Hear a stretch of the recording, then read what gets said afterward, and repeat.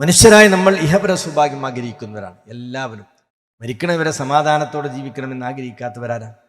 പട്ടിണിയും പ്രയാസവും ഇല്ലാത്തൊരു ജീവിതവുമായി മുന്നോട്ട് പോകാൻ എല്ലാവരും ആഗ്രഹിക്കുന്നു അല്ലേ? ജീവിതത്തിൽ റിസ്കിൽ വിശാലത വേണം, നമ്മുടെയൊക്കെ പ്രാർത്ഥനയാണ്.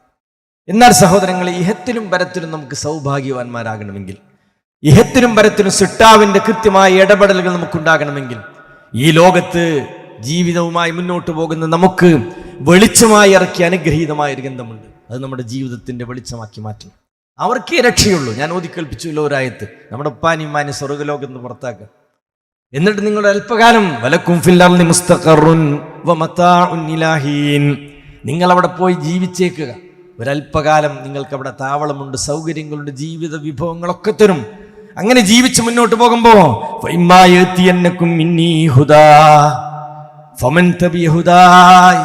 നമ്മുടെ വാപ്പയിലൂടെ നമ്മുടെ ആദ്യ പിതാവായ ആദം നബിയിലൂടെ ആദം നബിയുടെ മക്കൾക്ക് റഹ്മാനായ റബ്ബ് നൽകിയ സുവിശേഷ വാർത്തയാണ്. നിങ്ങൾ അവിടെ ജീവിച്ച് മുന്നോട്ട് പോകുമ്പോ എൻ്റെ പക്കൽ നിന്നുള്ള സത്യസന്ദേശം, ഹുദാ, സന്മാർഗദർശനം നിങ്ങൾ വന്നെത്തുന്ന പക്ഷം ആരതിനെ പിൻപറ്റുന്നുവോ പേടിക്കേണ്ടതില്ലെന്നാണ്. പ്രിയപ്പെട്ടവരെ, എല്ലാ പ്രവാചകന്മാരും ഈ ലോകത്തേക്ക് അള്ളാഹു നിയോഗിച്ചേക്കുമ്പോൾ അവർ കൃത്യമായ പ്രമാണങ്ങൾ നൽകും. നമ്മുടെ പ്രിയപ്പെട്ട പ്രവാചകന് റഹ്മാനായ റബ്ബ് നൽകിയ അനുഗ്രഹീതമായ ആ പ്രമാണ ഗ്രന്ഥമാണ് പ്രിയപ്പെട്ടവരെ പരിശുദ്ധ ഖുർആൻ. അത് നമ്മുടെ ജീവിതത്തിന്റെ വെളിച്ചമാണോ? അത് നമ്മൾ പഠിക്കാൻ മനസ്സ് കാണിച്ചിട്ടുണ്ടോ? അതിന്റെ വെളിച്ചത്തിലൂടെയാണോ ഞാനും നിങ്ങൾ സഞ്ചരിക്കണമെങ്കിൽ ഇഹലോകത്തും ഭയപ്പെടേണ്ടതില്ല, പരലോകത്തും ഭയപ്പെടേണ്ടതില്ല. ഈ സംസാരം കേൾക്കുന്നവരെ, അള്ളാഹിന്റെ ഖുർആനുമായി നമുക്ക് എത്ര ബന്ധമുണ്ടെന്ന് എല്ലാവരും ആലോചിച്ച് നോക്കി. മഹാനായ പ്രവാചകന്റെ ഒരു ഉമ്മത്തിനെ പരിവർത്തിപ്പിച്ച് എങ്ങനെ ഖുർആൻ കൊണ്ടാണ്? സകല തിന്മകളിലും അങ്ങേയറ്റം പോയിരുന്നൊരു സമൂഹത്തെ ഏറ്റവും ഉത്തമ സമൂഹമായി പ്രവാചകൻ പരിവർത്തിപ്പിച്ച് എങ്ങനെ? അള്ളാഹിന്റെ ഖുർആൻ അവർക്ക് ഓതി കേൾപ്പിച്ചു കൊടുത്തിട്ടാണ്. യത്ലു അലൈഹിം ആയാതിഹി വയുസക്കീഹിം വയുഅല്ലിമുഹുൽ കിതാബ വൽ ഹിക്മ. റസൂലിന്റെ ദൗത്യത്തെ പറ്റി ജുമുഅ സൂറയിൽ അല്ലാഹു അറിയിക്കാണ്. ഹുവല്ലദി അല്ലാഹയാരാ ബഅസ ഫിൽ ഉമ്മീന റസൂലൻ മിൻഹും. നിരക്ഷരരായ ഒരു സമൂഹത്തിലേക്ക്, അക്ഷരജ്ഞാനമില്ലാത്തൊരു സമൂഹത്തിലേക്ക് അക്ഷരജ്ഞാനമില്ലാത്ത പ്രവാചകൻ അള്ളാഹു നിയോഗിച്ചേക്കാണ്. എന്നിട്ട് എന്താ പ്രവാചകൻ നിർവഹിച്ച ദൗത്യം? യത്ലു അലൈഹിം ആയാതി. പരിശുദ്ധ ഖുർആന്റെ ആയത്തുകൾ ഇങ്ങനെ ഖുർആൻ തൗറാത്തും ഇഞ്ചീലും നൽകിയതുപോലെ ഒന്നിച്ച് നൽകുകയല്ല അള്ളാഹു സുബ്ഹാനഹു വ തആല ചെയ്തത്. ഘട്ടം ഘട്ടമായി ഒരായത്ത്, രണ്ടായത്ത്, മൂന്നായത്ത്, ഒരു സൂറത്തായി 23 വർഷങ്ങൾ ഘട്ടം ഘട്ടമായിട്ടാണ് ഖുർആൻ അവതീർണമായത്. ഇറങ്ങുന്ന ഖുർആനി വചനങ്ങൾ ഓരോന്നോരോന്നായി അവരുടെ ഹൃദയങ്ങളിലേക്ക് ശക്തമായ മഴ പെയ്തിറങ്ങുന്നത് പോലെ അവരുടെ ഹൃദയങ്ങളിലേക്കാണ് പെയ്തിറങ്ങി. പ്രിയപ്പെട്ടവരെ, എല്ലാ തിന്മകളും വേണ്ടാത്തരങ്ങളിലും മുങ്ങിക്കുളിച്ചിരുന്ന ഒരു ജനസഞ്ചയം അവരെ പറ്റി ഖുർആൻ പറയുന്നത് ആ ആയത്തിൽ തന്നെ, വ്യക്തമായ വഴിപിഴവിലായിരുന്നു. തിന്മ എന്ന് കേൾക്കുമ്പോൾ എന്തൊക്കെ സമൂഹത്തിലുണ്ടോ അതൊക്കെ ആ നാടിൽ അവിടുത്തെ സഹോദരങ്ങൾ മത്സരിച്ചു കൊണ്ട് ചെയ്യുകയായിരുന്നു. ആ സമൂഹമല്ല പ്രിയപ്പെട്ടവരെ മാറിയത്. ആ സമൂഹമല്ലേ മാറിയത്. അത്ഭുതകരമായ മാറ്റമല്ലേ പ്രവാചകൻ തിരുമേനി ഉണ്ടാക്കിയത്. ലോകത്തിന്റെ ചരിത്രത്തിൽ 23 വർഷങ്ങൾ കൊണ്ട് ഒരു മനുഷ്യനും ഉണ്ടാക്കാൻ പറ്റാത്ത മാറ്റം ഹബീബായ പ്രവാചകൻ പ്രിയപ്പെട്ടവരെ ഉണ്ടാക്കിയെങ്കിൽ നമ്മൾ തിരിച്ചറിയണം, നമ്മളെ കയ്യിലുള്ള ഖുർആൻ കൊണ്ടാണ്. ഈ സംസാരം കേൾക്കുന്നവരെ, ആ ഗ്രന്ഥവുമായി നമുക്ക് എത്ര ബന്ധമുണ്ടെന്ന് ആലോചിക്കും. ദിനേന നമ്മൾ ഓതിക്കൊണ്ടിരിക്കുന്ന ഫാത്തിഹ സൂറത്തിന്റെ അർത്ഥം പോലും അറിയാത്തവരാണ് ഭൂരിഭാഗം ആളുകൾ. ഭൂരിഭാഗം ആളുകളും ഫാത്തിഹ സൂറത്തിന്റെ അർത്ഥം പോലും അറിയാത്തവരാ. ചെറിയൊരു സൂറ ഏതാ? കൗസറാണ്. ഖുർആനിലെ ഏറ്റവും ചെറിയ സൂറ ഏതാ? കൗസറാണ്. ഇനാക്കൽ കൗസർ. ഈ സൂറത്തിന്റെ അർത്ഥം പോലും അറിയാത്തവർ നമ്മുടെ സമൂഹത്തിലുണ്ട്. ആലോചിച്ച് നോക്ക്. ഈ സംസാരം കേൾക്കുന്നവർ ആലോചിക്കും. പരിശുദ്ധ ഖുർആനിലെ 114 സൂറയിലെ 6000 ചില്ലാനം വചനങ്ങളിൽ ഏറ്റവും ചെറിയ സൂറയല്ല പ്രിയപ്പെട്ടവരെ കൗസർ. ഇതിന്റെ അർത്ഥം പോലും അറിയാത്തവരുണ്ട്. നമ്മുടെ ഭൗതിക ലോകത്ത് എന്തെങ്കിലും ഒരു കാര്യം നേടിയെടുക്കാൻ, ഒരു ജോലിയിൽ ഒരു കയറ്റം ലഭിക്കാൻ, അല്ലെങ്കിൽ ഒരു ജോലി ലഭിക്കാൻ, എന്തെങ്കിലും ഒരു കോഴ്സ് കംപ്ലീറ്റ് ചെയ്യണം, അല്ലെങ്കിൽ ഇന്നതൊക്കെ കൈകളിലുണ്ടെങ്കിൽ നിനക്കൊരൽപ്പം ശമ്പള വർധനമുണ്ടാകുമെന്ന്, ഭൗതിക ലോകത്തിന്റെ വിഷയത്തിൽ ഒരു സർട്ടിഫിക്കറ്റ് ഉണ്ടെങ്കിൽ നിനക്ക് ഉയർച്ച ലഭിക്കുമെന്ന് പ്രിയപ്പെട്ടവരെ എനിക്കും നിങ്ങൾക്ക് വിവരം നൽകിയാൽ നമ്മൾ നേടിയെടുക്കാൻ പ്രായ വ്യത്യാസമില്ലാതെ ഞാനും നിങ്ങൾ പരിശ്രമിക്കുമല്ലോ. ഇഹപര സൗഭാഗ്യം നമുക്ക് ലഭിക്കണോ? സിട്ടാവിന്റെ അനുഗ്രഹം നമുക്ക് വേണോ? ഈ ദുനിയാവിൽ അല്ലാഹുവിന്റെ തിരുനോട്ടം നമുക്ക് വേണോ? ഖബർ മുതൽ ജീവിതം സന്തോഷകരമാക്കണോ? പ്രിയപ്പെട്ടവരെ, ഖുർആൻ നമ്മുടെ ജീവിതത്തിന്റെ വെളിച്ചമായി മാറണം. നമ്മുടെ വ്യക്തി ജീവിതത്തിൽ, നമ്മുടെ കുടുംബ ജീവിതത്തിൽ, നമ്മുടെ ജീവിതത്തിന്റെ ഏതൊക്കെ മേഖലകളിലൂടെ ഞാൻ നിങ്ങൾ സഞ്ചരിക്കുന്നുണ്ടോ ഖുർആൻ കടന്നു വന്നിട്ടുണ്ടോ? ഓരോരുത്തരും ആലോചിക്കും. നമ്മുടെ ജീവിതത്തിൽ നമുക്കൊരു വെളിച്ചമായിട്ടുണ്ടോ ഖുർആൻ? ഹുദയായിട്ടുണ്ടോ ഖുർആൻ? കാരുണ്യമായിട്ടുണ്ടോ ഖുർആൻ? ശിഫയായിട്ടുണ്ടോ ഖുർആൻ? ഖുർആനെ പറ്റി ഖുർആൻ പറഞ്ഞ ചില വാക്കുകളാണ്. ഖുർആൻ റഹ്മത്താണ്, ഖുർആൻ ശമനമാണ്, ഖുർആൻ വഴികാട്ടിയാണ്, ഖുർആൻ മാർഗദർശനമാണ്. ആലോചിച്ച് നോക്ക് പ്രിയപ്പെട്ടവരെ, ആയിട്ടുണ്ടോ എന്ന് ആലോചിക്കും. ദിവസവും ഒരൽപ്പസമയം ഖുർആൻ എടുത്തോതുന്നൊരു സ്വഭാവം നമ്മുടെ ജീവിതത്തിലുണ്ടോ? എത്ര സൂറകൾ പ്രിയപ്പെട്ടവരെ എനിക്ക് നിങ്ങൾ കാണാതറിയും. ഒരു മനസ്സ് വെച്ചിട്ടുണ്ടോ? നമ്മളെ കയ്യിലുള്ള ഫോണിൽ എത്ര മണിക്കൂറുകളാണ് ഞാനും നിങ്ങളും ചെലവഴിക്കുന്നത്? എന്നാൽ ഒരു അരമണിക്കൂർ, ഒരു 10 മിനിറ്റ് പ്രിയപ്പെട്ടവരെ 24 മണിക്കൂറിൽ ഖുർആൻ ഒന്ന് കയ്യിലെടുക്കാൻ നമ്മൾ എത്ര ആളുകൾ സമയം കണ്ടെത്താറുണ്ട്? ഇത് ഞാൻ എന്നോടാണ് സംസാരിക്കുന്നത്. നിങ്ങൾ ഓരോരുത്തരും സ്വന്തം വിലയിരുത്തണം. എത്ര സമയം നമ്മൾ ഖുർആൻ ഓതാനും ഖുർആൻ പഠിക്കാനും അതിൻ്റെ അർത്ഥതലങ്ങളോടെ സഞ്ചരിക്കുവാനും നമ്മൾ ഒരുക്കമാകുന്നുണ്ട് എങ്കിൽ പ്രിയപ്പെട്ടവരെ ഗൗരവത്തോടെ ആലോചിച്ചോ. ഖുർആൻ പഠിച്ചേ പറ്റൂ. ഖുർആൻ ചോദിക്കാണ്, അഫലാ യതദബ്ബറൂനൽ ഖുർആൻ അഫലാ യതദബ്ബറൂനൽ ഖുർആൻ അം അലാ ഖുലൂബിൻ അഖ്ഫാലുഹാ. ഒട്ടരെ നിങ്ങൾ ഖുർആനെ പറ്റി ചിന്തിച്ചു നോക്കുന്നില്ലേ? വിശ്വാസികളെ, വ്യത്യസ്ത വിഷയങ്ങളെപ്പറ്റി ഞാൻ നിങ്ങൾ ചിന്തിക്കുന്നു, വിഷയങ്ങളെപ്പറ്റി ആലോചിക്കുന്നു. എന്നാൽ നമ്മൾ ഖുർആനെ പറ്റി ചിന്തിക്കണം. ഖുർആൻ അഫലാ യതദബ്ബറൂന എന്ന് പറഞ്ഞാൽ എന്താ? ആഴങ്ങളിലേക്ക് ഇറങ്ങിച്ചെല്ലുന്നില്ലേ എന്നാണ്. ആഴങ്ങളിലേക്ക് ഇറങ്ങിച്ചെന്ന് ഗവേഷണം നടത്തുന്നില്ലേ എന്നാണ്. എന്നിട്ട് അള്ളാഹു ചോദിക്കാൻ, അം അലാ ഖുലൂബിൻ അഖ്ഫാലുഹാ, നിങ്ങളുടെ ഹൃദയങ്ങൾ പൂട്ടിയിടപ്പെട്ടിരിക്കുകയാണോ? പ്രിയപ്പെട്ടവരെ, ഒട്ടുമിക്ക ആളുകളുടെയും ഹൃദയങ്ങൾ ഖുർആനിലേക്ക് പൂട്ടിയിടപ്പെട്ടിരിക്കുന്നു. ഇന്ന് ഖുർആൻ എന്ന് പറഞ്ഞാല് മരിച്ചയിടത്ത് തോന്നുന്നൊരു ഗന്ധമായി മാത്രം ഖുർആനെ കാണുന്ന ഒരാൾ മരിച്ചാൽ പ്രിയപ്പെട്ടവരെ അവിടെ ഉസ്താദന്മാരും ബാക്കിയുള്ളവരും വന്ന് മരിക്കുന്നവന്റെ തലക്കും പാത്തും അപ്പുറം ഇരുന്ന് പലപ്പോഴും ഖുർആൻ ഓതുന്നൊരവസ്ഥയിലേക്ക് പ്രിയപ്പെട്ടവരെ നമ്മുടെ സമൂഹം മാറിക്കൊണ്ടിരിക്കുന്നു എന്ന് ഖേദകരമാണ്, വിഷമകരമാണ്. എന്നാൽ ആ ഓതിക്കൊണ്ടിരിക്കുന്ന സൂറത്ത് യാസീനിൽ തന്നെ ഈ ഗ്രന്ഥം ആരുടെ അരികിലാ ഓതിക്കേൽപ്പിക്കേണ്ടത്? ജീവനുള്ളവർക്ക് ഓതിക്കേൽപ്പിക്കേണ്ട ഗ്രന്ഥമാണ് ഖുർആൻ. ലിയുൻദിറ മൻ കാന ഹയ്യ. ആ സൂറയിൽ തന്നെയാണ്, ആ സൂറയിൽ നമുക്ക് പരിചിതമായ ആയത്താണ്. ഇത് ജീവനുള്ളവർക്ക് ഓതിക്കേൽപ്പിച്ചു കൊടുക്കാനും അവരെ സമുദ്ധരിക്കാനും അവർക്ക് ഹിദായത്ത് നൽകുവാനുള്ള ഗ്രന്ഥമാണ് പരിശുദ്ധ ഖുർആൻ. അതുകൊണ്ട് എൻ്റെ പ്രിയപ്പെട്ടവരെ, നമ്മൾ ഈ സംസാരം കേൾക്കുമ്പോൾ നമുക്കെങ്ങനെ ഈ ഗ്രന്ഥവുമായി ബന്ധം എന്ന് കൃത്യമായി ആലോചിക്കണം. അല്ലാഹു സുബ്ഹാനഹു വതആല ഇതിനെ ഇറക്കി തന്ന് പഠിക്കാനാണ്. ഈ സദസ്സിൽ കൃത്യമായി ഖുർആൻ പഠിക്കുന്ന ആളുകൾ എനിക്കറിയാം. കൃത്യമായ ഒരാഴ്ചയിൽ ഖുർആൻ പഠിക്കുന്ന മജ്ലിസിൽ കുടുംബസമേതം എത്തിപ്പെടുന്നവരുണ്ട്. ഇവിടൊക്കെ അതിനുള്ള സംവിധാനങ്ങളുണ്ട്. കേരളത്തിൽ മുഴുവനും അതിൻ്റെ സംവിധാനങ്ങളുണ്ട്. പ്രിയപ്പെട്ടവരെ, ഉപയോഗപ്പെടുത്തണം. മരിക്കുന്നതിന് മുമ്പ് ഖുർആൻ ആദ്യാവസാനം ഒന്ന് കണ്ണോടിക്കാൻ നിങ്ങൾ സമയം കണ്ടെത്തിയില്ലെങ്കിൽ എന്തിന് സമയം ചെലവഴിച്ചു എന്ന നാളെ പരലോകത്ത് നമ്മൾ പറയുക. ഖുർആനിലെ ആയത്തിന്റെ വഹും യസ്തരിഖൂന ഫീഹാ. നരകത്തിൽ പ്രിയപ്പെട്ടവരെ അലമുറയിടുമ്പോ നരകത്തിൽ അട്ടഹസിച്ചുകൊണ്ടിരിക്കുക. ശിക്ഷയുടെ പ്രയാസം കാരണം സഹിക്കവയ്യാതെ മനുഷ്യൻ എരിപൊരികൊള്ളുമ്പോ അവൻ റബ്ബിനോട് പറയാം, റബ്ബനാ അഖ്രിജ്നാ, ഈ നരകാഗ്നിയിൽ റബ്ബേ നീ ഒന്ന് രക്ഷപ്പെടുത്തണം. ഇവിടുത്തെ ചൂട് നമുക്ക് സഹിക്കാൻ പറ്റുന്നില്ലല്ലോ. സഹിക്കാൻ പറ്റുന്നുണ്ടോ? എന്തുകൊണ്ടാ പല ആളുകളും ഈ മജ്ലിസിലേക്ക് വരാതെ? അത്യുഷ്ണമാണ്. ഇവിടെ നോട് സൂചിപ്പിച്ചല്ലോ. എന്നാൽ നാറു ജഹന്നമ അശദ്ദു ഹറാ ലൗ കാനൂ യഅലമൂൻ. നരകത്തിലെ ചൂട് ഇതിലേറെ ഭീകരമാണ്, ഭയാനകമാണെന്ന് ബോധ്യപ്പെട്ടത് കൊണ്ടാണ് ഈ അനുഗ്രഹീതമായ ഈ സദസ്സിലിരിക്കുന്ന ആളുകൾ കടന്നു വന്നിരിക്കുന്നത്. പ്രിയപ്പെട്ടവരെ, ആ നരകത്തിൽ പ്രയാസപ്പെടുമ്പോ, അലമുറയിടുമ്പോ, അട്ടഹസിക്കുമ്പോ അവൻ അടിയൻ റബ്ബിനോട് പറയാ, അഖ്രിജ്ന, അല്ലാഹ് ഒന്ന് എന്നെ നിന്ന് രക്ഷപ്പെടുത്താൻ, നഅമൽ സാലിഹ, സുഹൃതം ചെയ്തു കൊള്ളാം, ഗൈറല്ലദീ കുന്നാ നഅമൽ, ഇന്നാൾ വരേക്കും ചെയ്യാത്ത സുഹൃതങ്ങൾ ഇനി ഞാൻ ചെയ്തു കൊള്ളാം എന്ന് പറയുമ്പോ അള്ളാഹുവോട് ചോദിക്കുന്നൊരു ചോദ്യം, സമയം തന്നില്ലേ നിനക്ക്? അവസരം തന്നില്ലേ നിനക്ക്? ആയുസ് നൽകിയില്ലേ? എന്തുകൊണ്ട് ഉപയോഗപ്പെടുത്തിയില്ല എന്ന് റഹ്മാനായ റബ്ബ് അവിടെ ചോദിക്കുകയാണ്. അതുകൊണ്ട് അനുഭവിക്കൂ, നീ ആസ്വദിക്കൂ, നീ ശിക്ഷയിൽ ലഘൂകരണം നീ പ്രതീക്ഷിക്കേണ്ടതില്ല എന്നാണ്. അള്ളാഹു നമ്മെ കാത്തുരക്ഷിക്കുമാറാകട്ടെ. പ്രിയപ്പെട്ടവൻ, സൂചിപ്പിക്കണം എന്താണെന്നോ, ഈ ഒരു അവസ്ഥാവിശേഷം ഞാൻ നിങ്ങളും എത്തിപ്പെടേണ്ട ലോകമാണ്. എന്താണെന്നറിയാത്തത് കൊണ്ട് നമ്മൾ സന്തോഷത്തോടെ മുന്നോട്ട് പോകുന്നു. അതുകൊണ്ട് തീരുമാനിച്ചോ, 5 നേരം നമസ്കരിക്കുന്നത് പോലെ, പരിശുദ്ധ റമദാനിൽ നോമ്പ് നോറ്റതുപോലെ, മറ്റുള്ള നന്മകൾ ചെയ്യുന്നത് പോലെ റഹ്മാനായ റബ്ബിന്റെ തൃപ്തി കിട്ടാൻ പ്രിയപ്പെട്ടവരെ ഖുർആൻ പഠിക്കണം. ഇന്ന് കേരളക്കരയിൽ ഈ പ്രസ്ഥാനത്തിന് വേരോട്ടമുണ്ടായിക്കൊണ്ടിരിക്കുന്നത് ഖുർആൻ കൊണ്ടാണ്. പ്രിയപ്പെട്ടവരെ, ആ പ്രവാചകന്റെ ചര്യ കൊണ്ടാണ്. കൃത്യമായി വളച്ചുകെട്ടില്ലാതെ, ഏച്ചുകൂട്ടലില്ലാതെ, വെള്ളം ചേർക്കാതെ ഈ ലോകത്ത് കടന്നു വന്ന അമ്പിയാക്കൾ നിർവഹിച്ച ദൗത്യം ഈ പ്രമാണങ്ങളെ മുൻനിർത്തിക്കൊണ്ട് കേരളക്കരയിൽ പ്രിയപ്പെട്ടവരെ നിർവഹിച്ചുകൊണ്ടിരിക്കുക.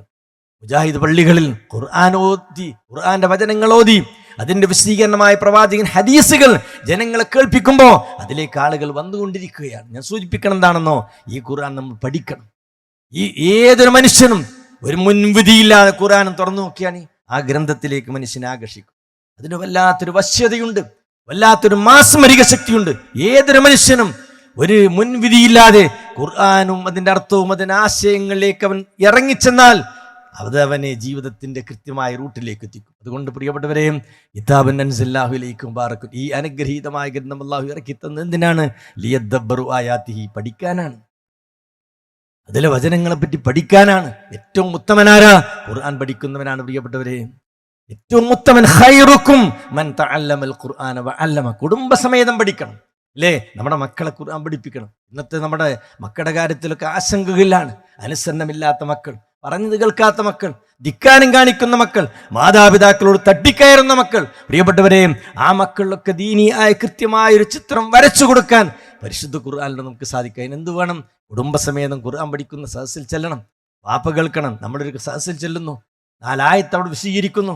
വാപ്പ ഇങ്ങനെ ആഗ്രഹിക്കുകയാണ്, പടച്ചോനെ ഈ സംസാരം എൻ്റെ പൊന്നുമോനും കേട്ടിരുന്നുവെങ്കിൽ, എൻ്റെ ഭാര്യയും കേട്ടിരുന്നുവെങ്കിൽ, എൻ്റെ ജ്യേഷ്ഠനും കേട്ടിരുന്നുവെങ്കിൽ. അതിനുള്ള വഴിയാണ് കുടുംബസമേതം അല്ലാഹുവിന്റെ ഖുർആൻ പഠിക്കുന്ന അനുഗ്രഹീതമായ സദസ്സിൽ നമ്മൾ എത്തിപ്പെടണം. മഹാനായ പ്രവാചകൻ, മക്കയിലെ പ്രവാചകന്റെ പ്രബോധന കാലം പരിശോധിച്ചു നോക്ക്.